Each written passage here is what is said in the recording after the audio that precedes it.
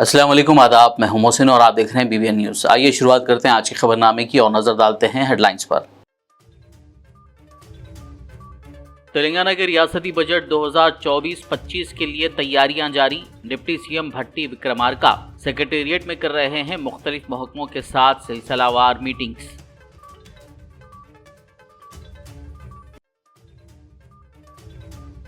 ₹500 की नोट पर भगवान राम की तस्वीर छापी जाए, गोशामैल हलके के बीजेपी एमएलए राजा सिंह का मुतालबा।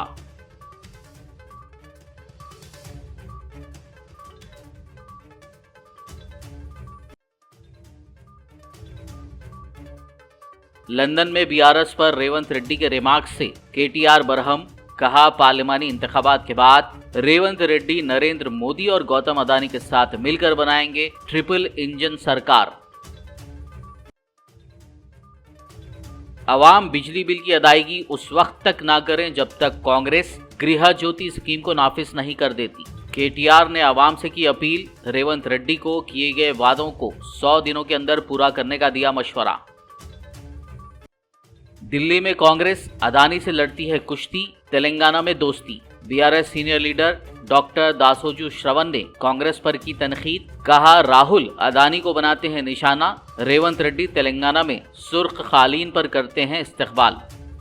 और अब खबरों की तफसील। तेलंगाना के रियासती बजट के लिए तैयारियां जारी है। इस ज़िम्मन में डिप्टी सीएम भट्टी विक्रमार्का सेक्रेटेरिएट में सिलसिलावार मीटिंग्स कर रहे हैं।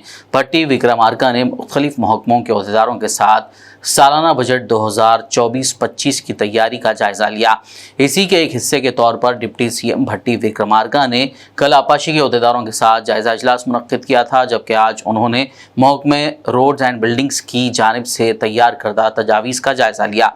इस इजलास में रोड एंड बिल्डिंग्स मिनिस्टर कोमटी रेड्डी, वेंकट रेड्डी और महकमों के दीगर अहदेदारों ने शिरकत करते हुए तजावीज़ पेश की। इस मौके पर special chief secretary, principal secretary और महकमे खजाने के सीनियर अफसरान भी मौजूद थे।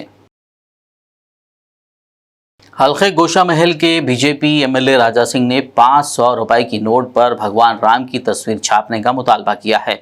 उन्होंने निशानदेही करते हुए कहा कि अमेरिका और थाईलैंड समेत कई यूरोपीय ममालिक पहले ही करेंसी नोटों पर हिंदू देवताओं की तस्वीर छाप चुके हैं।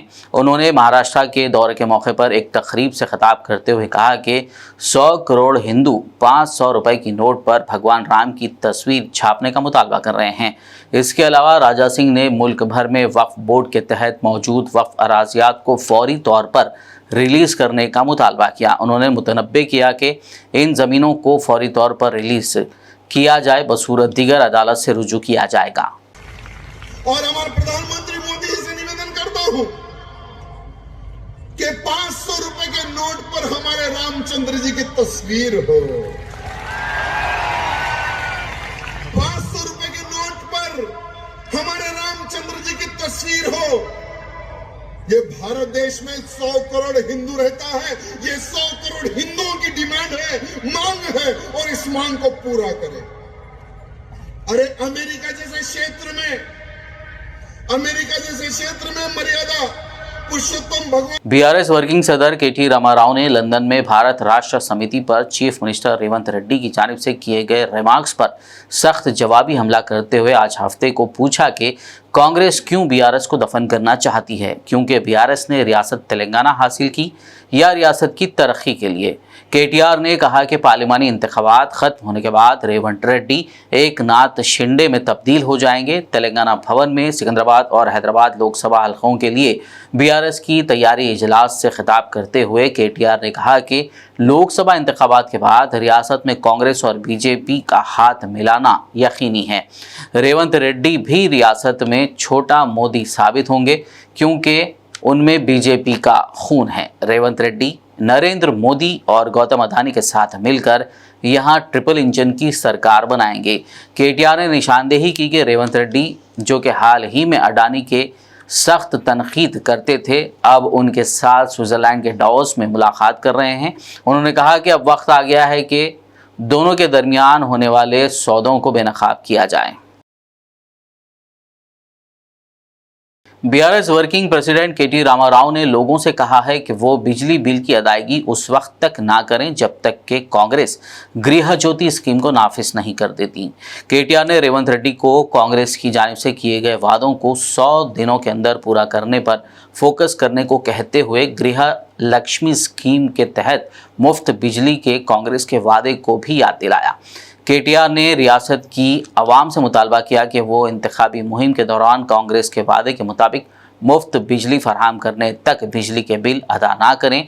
केटीआर ने कहा कि रेवंत रेड्डी ने यह भी कहा था कि कांग्रेस के इख्तियार में आने के बाद सोनिया गांधी बिजली के बिल अदा करेंगी।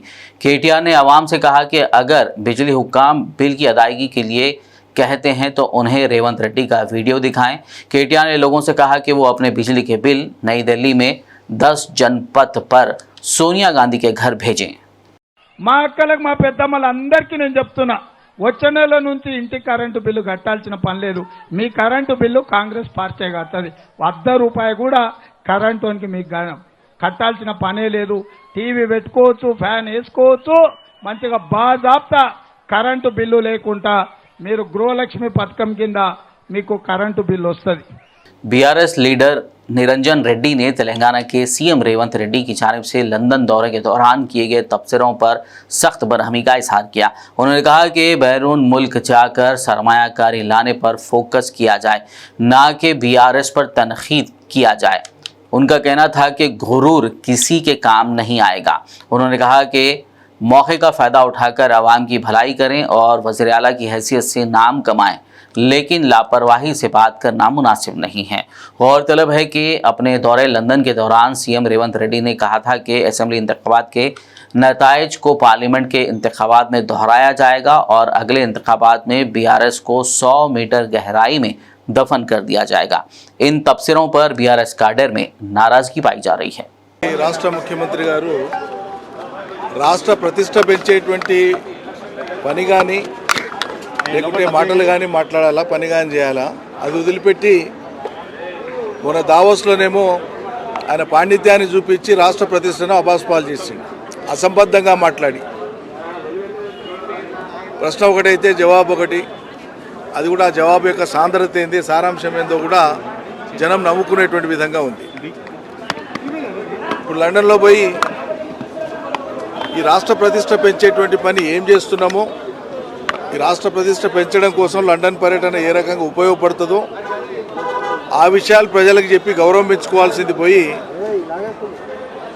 కారు గుర్తును ఇంతలోతు బొంద పెడతాం, అంతలోతు బొంద పెడతాం, పులి బయటకు వస్తే బోన్ సిద్ధంగా ఉంది, ఈ రకమైనటువంటి చౌకబారు మాటలు మాట్లాడడానికి కాదు రాష్ట్ర ప్రజలు ఎన్నుకున్నది.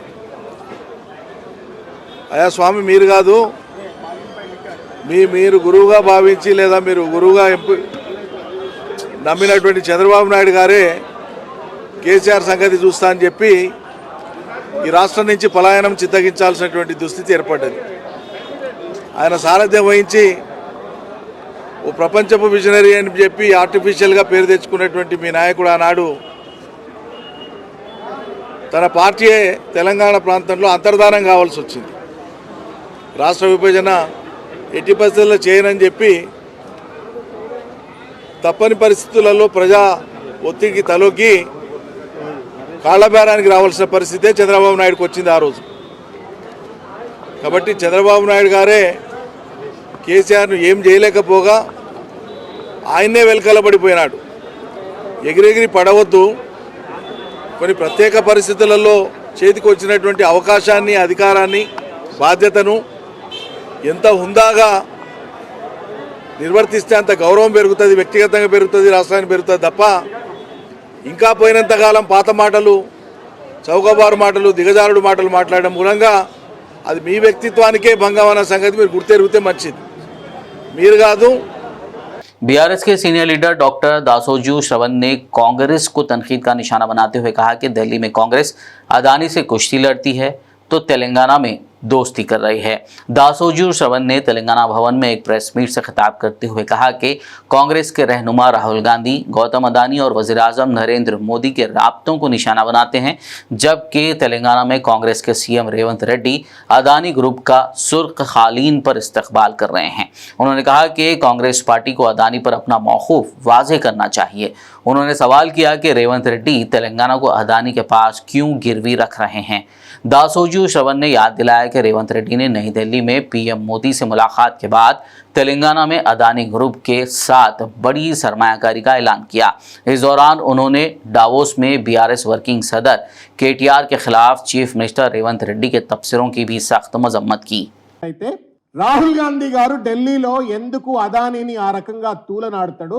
తెలంగాణలో రేవంత్ రెడ్డి 12,000 కోట్ల రూపాయల కాంట్రాక్ట్లు ఇచ్చి అదానీని భుజాల మీద ఎత్తుకొని అదానీకి తెలంగాణను తాకట్టు ఎందుకు పెడుతున్నాడు? ఇవాళ తెలంగాణ సమాజం దయచేసి ఆలోచించాలా, సీక్వెన్స్ ఆఫ్ ఈవెంట్స్ ను దయచేసి చూడాలా అని చెప్పి నేను కోరుతా ఉన్నాను.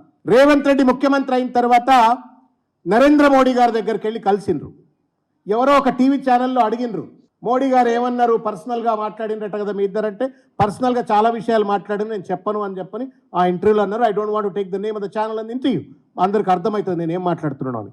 నరేంద్ర మోడీ గారిని కలుస్తారు, నరేంద్ర మోడీ గారితో వ్యక్తిగతంగా మాట్లాడుకుంటాడు రేవంత్ రెడ్డి. మాట్లాడుకున్న తర్వాత జరిగినటువంటి ఒక 2 ప్రధానమైన పరిణామాలు దయచేసి తెలంగాణ సమాజం గుర్తుపెట్టుకోవాలా. నరేంద్ర మోడీని అక్కడ కలుస్తాడు ఢిల్లీలో, హైదరాబాద్లో కరణదాని వచ్చి కలుస్తాడు. కరణదాని కలిసి 12,000 రూపాయల కోట్ల కాంట్రాక్ట్లు దావోస్లో పోయి సంతకం పెడతారు. ఇది ఒక పరిణామం. రెండో పరిణామం మనం చూసినాం, ఎమ్మెల్సీ సీట్లు సపరేట్ ఎన్నికలు జరగాల్సింది పోయి ఎమ్మెల్యే నా కోటాలో ఉన్నాయి, 2 కూడా కలిపేసి పెట్టినటువంటి ఒక పరిస్థితి. తోఫా పోరాటం చేయటం ఏంది. మొన్న కూడా ఇప్పుడు న్యాయ యాత్ర అని చెప్పని ఏదైతే మణిపూర్ నుండి మొదలు పెట్టినరో దాంట్లో కూడా రోజుల తరబడి అదాని గురించే మాట్లాడుతూ ఉన్నారు. ఇక్కడ రాహుల్ గారు రేవంత్ రెడ్డి మాత్రం అదానిని భుజాల మీద ఎత్తుకొని ఎందుకు ఊరేగుతా ఉన్నాడు, తెలంగాణను ఎందుకు తాకట్టు పెడతా ఉన్నాడు అని చెప్పి నేను కోరుతా ఉన్నాను. साबिक वजीर आपाशी व बीआरएस लीडर सिंगिरेड्डी निरंजन रेड्डी ने तेलंगाना की कांग्रेस हुकूमत पर उन इत्तलात पर तनकीद की है कि उसने तेलंगाना और आंध्र प्रदेश के मुश्तरका आपाशी प्रोजेक्टों का इंतज़ाम मरकज़ को सौंप दिया है। आज हफ्ते को तेलंगाना भवन में मीडिया से खिताब करते हुए निरंजन रेड्डी ने कहा, श्रीसेलम और नागार्जुना सागर मुश्तरका रियासती प्रोजेक्ट हैं। साल 2015 में मरकज़ी हुकूमत ने उन्हें कृष्णा रिवर मैनेजमेंट बोर्ड के दायरे कार में लाने की कोशिश की, लेकिन केसीआर ने बतौर वज़ीर आला इस इक़दाम की शदीद मुखालिफत की थी। उन्होंने बताया कि मरकज़ ने 17 जनवरी को नई दिल्ली में आंध्र प्रदेश और तेलंगाना के हुकाम के साथ आपाशी प्रोजेक्ट्स पर तबादला ख्याल करने के लिए मीटिंग तलब की थी। जल शक्ति वजारत ने मीटिंग्स के मिनट्स जारी किए हैं कि दोनों रियासतों ने दोनों प्रोजेक्टों का इंतज़ाम रिवर बोर्ड के हवाले करने पर इत्तेफाक किया है। ताहम रियासती हुकूमत इस हकीकत से इनकार कर रही है। निरंजन रेड्डी ने सवाल किया कि अब हमें किस पर यकीन करना चाहिए। निरंजन रेड्डी ने रियासती हुकूमत से इस मसले पर अपने हुकूक़ की बहाली के लिए वजारत जल शक्ति पर दबाव बढ़ाने के लिए एक ऑल पार्टी वफद को मरकज़ ले जाने का मुतालबा किया। అసలు రాష్ట్రం ఏర్పడ్డదే ప్రధానంగా నీళ్ల కోసం. తెలంగాణ తనకు న్యాయబద్ధంగా చెందవలసినటువంటి సాగునీటి వాటాను దశాబ్దాల తరబడి కోల్పోయింది కాబట్టే నీళ్లు నిధులు నియామకాలు అనేటువంటి ట్యాగ్ లైన్తో తెలంగాణ ఉద్యమానికి ఆనాడు శ్రీకారం చుట్టడం జరిగింది కేసీఆర్. అదంతా మనకు తెలిసిన చరిత్ర. మరి అటువంటి అత్యంత ప్రతిష్టాత్మకమైనటువంటి సాగునీటికి సంబంధించినటువంటి అంశాల మీద తెలంగాణ రాష్ట్ర ప్రయోజనాల కోసం ఏ ఒక్క రోజు తలొగ్గకుండా, రాజీ పడకుండా, ఆస్కారం ఇవ్వకుండా తెలంగాణ సమాజానికి, తెలంగాణ నీటి వనరులకు, తెలంగాణ ఇతర వనరులకు ఒక రక్షణ కవచంలాగా కేసీఆర్ పరిపాలన సాగింది. కేసీఆర్ నాయకత్వాన కేంద్రం ఎన్ని రకాలుగా ఒత్తిడి చేసినా సహకరించకుండా ఇతర రూపాలలో రాష్ట్రానికి రావాల్సినటువంటి నిధులు ఇచ్చే కాడ కానీ సహకరించాల్సిన చోట సహకరించకపోయినా ఒత్తిడి పెట్టి ఒక అనివార్యత కల్పించి ప్రభుత్వం మీరు నోటి మాట ఏం చెప్తుండ్రు అనేది కాదు కదా లెక్క. రాష్ట్ర ప్రభుత్వ ప్రతినిధులుగా కేంద్ర ప్రభుత్వం పెట్టినటువంటి ఒక సమావేశానికి హాజరైనప్పుడు అక్కడ జరిగినటువంటి చర్చలో ఆ చర్చ సారాంశం ఏంది, ప్రభుత్వాలు పనిచేసే విధానం ఏంది, ఒక అంశం మీద చర్చ జరిగితే దాని మినిట్స్ రికార్డ్ చేస్తారు. ఆ రికార్డ్ అయినటువంటి మినిట్సే ప్రామాణికం. మేము చెప్పినాం కానీ వాళ్ళు ఇంకేదో రాసుకున్నారని మీరు చిన్నపిల్లలాగా మాట్లాడితే ఎట్లా, నాకు అర్థం కాదు. బాధ్యత లేకుండా మాట్లాడితే ఎట్లా? నిన్న కాంగ్రెస్ పార్టీ మంత్రులు విడుదల చేసినటువంటి పత్రికా ప్రకటనలో ఆశ్చర్యం కలిగిస్తుంది. మేము ఒప్పుకోనని చెప్పినాం కానీ మేము ఒప్పుకున్నట్లు వాళ్ళు రాసుకున్నారు, మళ్ళీ మేము రాస్తామని ఇప్పుడు మాట్లాడుతున్నారు. మీరు ఒప్పుకోకపోతే ఒప్పుకున్నట్లు ఎట్లా రాస్తారు? మినిట్స్లో సంతకాలు పెట్టేటప్పుడు అప్పుడు చదువుకోకుండా చూసుకోకుండా సంతకాలు పెడతారా? ఇంత బాధ్యతారహితంగా ఉంటారా? మరి ఇదేనా మీకు పట్టినటువంటి రాష్ట్ర ప్రయోజనం? खबरनामे में फिलहाल लेंगे एक ब्रेक। मुलाकात होगी इस छोटे से ब्रेक के बाद।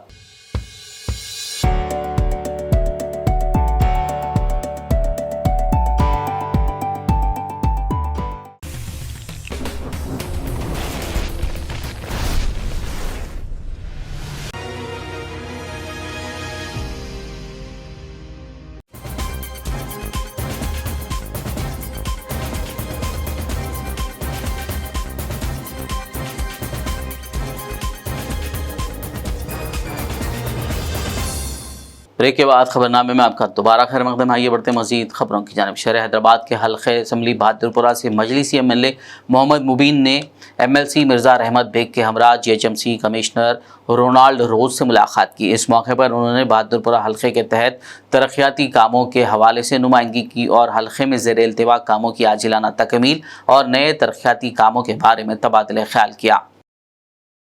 तेलंगाना माइनॉरिटीज़ रेजिडेंशियल स्कूल व जूनियर कॉलेजेस में दाखिलों के लिए अर्जियाँ मतलूब हैं।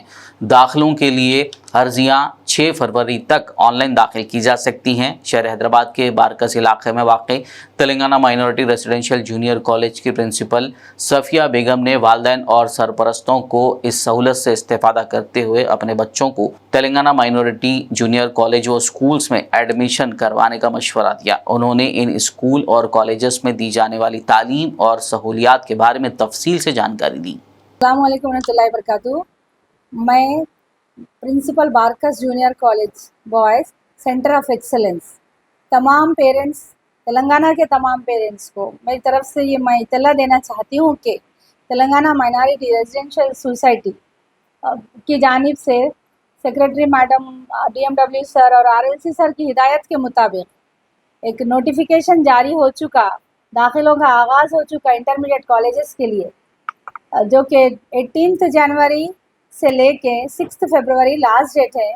आप रजिस्ट्रेशन करवा सकते हैं, फॉर्म सबमिट करके रजिस्ट्रेशन करवाइए। जो स्टूडेंट्स 2024 मार्च अप्रैल 2024 में 10th क्लास का एग्ज़ाम लिख रहे हैं, वो स्टूडेंट्स के लिए एक बहुत ही अच्छी अपॉर्चुनिटी है।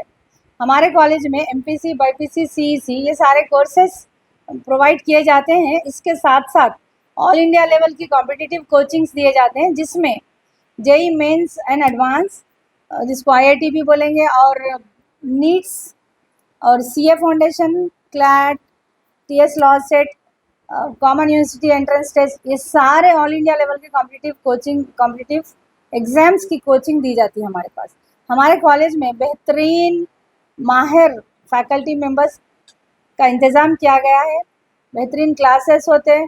हेड ऑफिस की जानिब से रेफरेंस बुक्स प्रोवाइड किए हुए हैं, बेहतरीन मटेरियल है, और हेड ऑफिस की जानिब से एक एकेडमिक टीम है जो कि day wise schedule, weekend test, monthly सारे एग्ज़ाम्स का शेड्यूल दिया जाता, एग्ज़ाम्स कंडक्ट होते, फिर उसका रिज़ल्ट देखा जाता। तो इस तरह से साल भर 2 साल बच्चा यही इसी तरह से एकेडमिक्स का अपना परफॉर्मेंस देगा और इंशाअल्लाह ताला बहुत अच्छे रिजल्ट्स लाएंगे आपके Madam, all companies can be applied for this. for minority, non-minority, all the students. For all Malkajgiri MLA Marri Rajasekhar Reddy ने म्युनिसिपल हुक्काम की तरफ से नेरेडमेट में पुलिस स्टेशन के अतराफ से सड़क किनारे कायम आर्जी दुकानों को मुनहदिम किए जाने के खिलाफ मलकाजगिरी म्युनिसिपल ऑफिस पर पुरअमन एहतजाज किया। उन्होंने कहा कि वो मुतासरा दुकानदारों के शाना बाशाना खड़े होंगे। उन्होंने बल्दी हुक्काम के इस इक़दाम की सख्त मजम्मत की और कहा कि मुतासरा दुकानदारों को इंसाफ दिया जाए। इस मौके पर मुतासरा दुकानदारों समेत बीआरएस सीनियर कायदीन व कारकुनान मौजूद थे।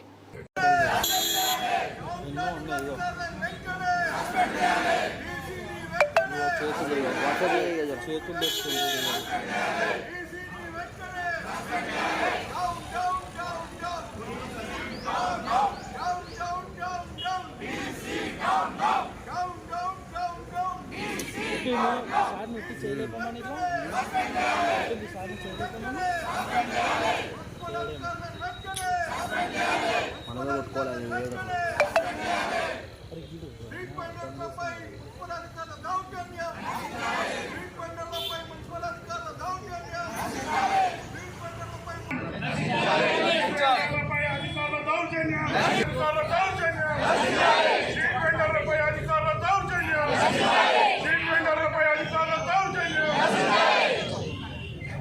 సస్పెండ్ చేయాలి సస్పెండ్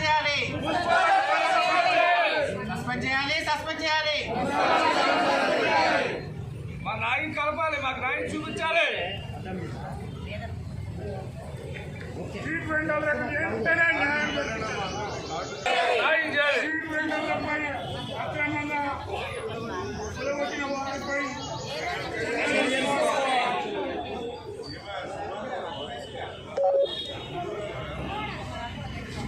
ఏం లేదు, జోనింగ్ రెగ్యులేషన్ చేయలేదు. జోనింగ్ రెగ్యులేషన్ చేయకుండా కూలగొట్టడం అనేది చట్ట వ్యతిరేకం. నేను చర్యలు తీసుకోవాలి. అది మీరు కూడా వాళ్ళకు సపోర్ట్గా ఏమంటారు పోలీస్ పర్సనల్ ఇచ్చింది కాబట్టి వాళ్ళని కూడా సస్పెండ్ చేయాలని కోరుతున్నాను. మీరంటే మీ police Armoor municipal vice chairman Sheikh Mannu को इंचार्ज चेयरमैन की जिम्मेदारियां देने का मुतालबा करते हुए क्लॉक टावर के रूबरू निजामाबाद रोड पर सियासी, समाजी और मुस्लिम कायदीन ने रास्ता रोको एहतजाजी धरना मुनज़्ज़म किया। वाज़ी हो कि जारिया महीने की 4 तारीख को काउंसलर्स की अक्सरियत की जानिब से म्यूनसिपल चेयरपर्सन के खिलाफ तहरीक अदम एतमाद पेश करते हुए मंजूर किया गया था। इस अमल के 16 दिन गुजर जाने के बावजूद चेयरमैन के ओहदे पर किसी को नामजद नहीं किया गया है। ताहम आज एहतजाज करते हुए शेख मन्नू को इंचार्ज चेयरमैन के तौर पर तकर्रुर करने का मुतालबा किया गया। एहतजाजियों ने ज़िला कलेक्टर, तेलंगाना हुकूमत से पुरजोर मुतालबा करते हुए चेयरमैन की कुर्सी खाली रहने से आवाम को हो रही मुश्किलात और तरक्याती कामों के ठप पड़ जाने से आगाह किया। उन्होंने फौरी तौर पर चेयरमैन के ओहदे को पुर करने या फिर शेख मन्नू को बतौर इंचार्ज चेयरमैन मुकर्रर करने का मुतालबा किया। इस रास्ता रोको एहतजाज की तरफ से 2 घंटे तक ट्रैफिक में ज़बरदस्त खलल पड़ा। आज देखें, गारंटी को वार्ड काउंसलरों की जिम्मेदारी थी, आज काउंसलर कैंप में गए ये चेयरमैन बनने के लिए। आज चेयरमैन नहीं रहने की वजह से लगातार एप्लीकेशन हर वार्ड में देखे, किसी को पूछना, पब्लिक आवाम जाके किसके जिम्मेदारी से करना। कमिश्नर को बोले तो हाथा उठा दे रहे, कलेक्टर को बोले तो आरडीओ के पास गए तो कलेक्टर को मालूम हो रहे, कलेक्टर बोल रहे रियासती हुकूमत के पास है बोल रहे। यहाँ की आवाम, खास तौर पे यहाँ की तमाम आवाम आरमूर म्यूनसिपालिटी की चेयरमैन नहीं रहने की वजह से, काउंसिल नहीं रहने की वजह से पूरे काम ठप पड़ गए हैं। लिहाजा हम हुकूमत से मुतालबा कर रहे हैं, एक माइनॉरिटी को आप देखें, माइनॉरिटी को इंचार्ज चेयरमैन दो बोल रहे हम, क्योंकि यहाँ पे हम इंचार्ज। लॉयंस क्लब ऑफ मोरताड़ के ज़ेर एहतमाम मोरताल मंडल मरकज़ में कंबल तकसीम करने का प्रोग्राम मुनक्किद किया गया। इस प्रोग्राम से खिताब करते हुए लॉयंस क्लब मोरताड़ के सदर मनोहर ने बताया कि क्लब के मेम्बरान अवामी खिदमात के लिए हमेशा पेश रहते हैं। जारी सर्दी के मौसम को देखते हुए गरीब अफराद ने आज कंबल तकसीम किए गए। इस मौके पर संजीव, मोहन, नागराजू, आर्या, भूमा रेड्डी और क्लब के दीगर मेम्बरान व जिम्मेदारान मौजूद थे। 35th national road safety week के एक हिस्से के तौर पर जहीराबाद में वाक़ महिंद्रा कंपनी के मुलाजिमीन ने बाइक रैली का एहतमाम किया। LNT टोल प्लाजा का अमला और रोड ट्रांसपोर्ट ऑफिसर जय प्रकाश रेड्डी ने इस रैली में शिरकत करते हुए मुलाजिमीन में शऊर बेदारी मुहिम चलाई और मोटरसाइकिल चलाने वालों को रोड सेफ्टी रूल्स की अहमियत से आगाह किया। इस मौके पर महिंद्रा कंपनी के अफसरान भी मौजूद थे। जगतियाल देही मंडल के पोलासा के मुकाम पर एक खौफनाक सड़क हादसा पेश आया, जिसमें एक शख्स की मौत हो गई और 3 दीगर जख्मी हो गए। तफसीलात के मुताबिक जगतियाल के दयाला रमेश और गणेश को नामालूम गाड़ी ने टक्कर मार दी। इस दौरान रमेश की मौके पर ही मौत हो गई, जबकि गणेश शदीद जख्मी होकर सड़क पर गिर पड़ा। वहां से गुजर रहे धर्मपुरी मंडल नरेला के बाबू कुमार और सत्तैया नामी 2 अफराद ने हादसे का शिकार लोगों की मदद के लिए रुके, ताहम उन्हें एक और नामालूम गाड़ी ने टक्कर मार दी। इस दौरान बाबू कुमार की टांग पूरी तरह से कट गई और वो कुछ ही फासले पर गिर पड़े, जबकि सत्तैया शदीद जख्मी हो गया। हादसे की वजह से इस सड़क पर 2 किलोमीटर तक ट्रैफिक ब्लॉक रही। जख्मियों को जगतियाल सरकारी अस्पताल मुंतकिल किया गया, जहां वो ज़ेरे इलाज हैं। जगतियाल रूरल SI ने ट्रैफिक को साफ किया। पुलिस ने मुकदमा दर्ज करते हुए आगे की कार्रवाई का आगाज कर दिया। आखिर में एक नज़र हेडलाइंस पर। तेलंगाना के रियासती बजट 2024-25 के लिए तैयारियां जारी। डिप्टी सीएम भट्टी विक्रमार्का सेक्रेटेरिएट में कर रहे हैं मुख्तलिफ महकमों के साथ सिलसिलावार मीटिंग्स।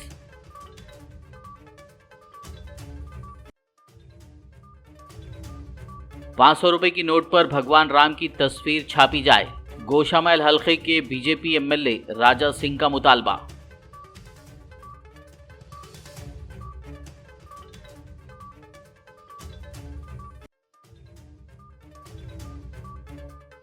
लंदन में बीआरएस पर रेवंत रेड्डी के रिमार्क्स से केटीआर बरहम, कहा पार्लिमानी इंतखाबात के बाद रेवंत रेड्डी नरेंद्र मोदी और गौतम अदानी के साथ मिलकर बनाएंगे ट्रिपल इंजन सरकार।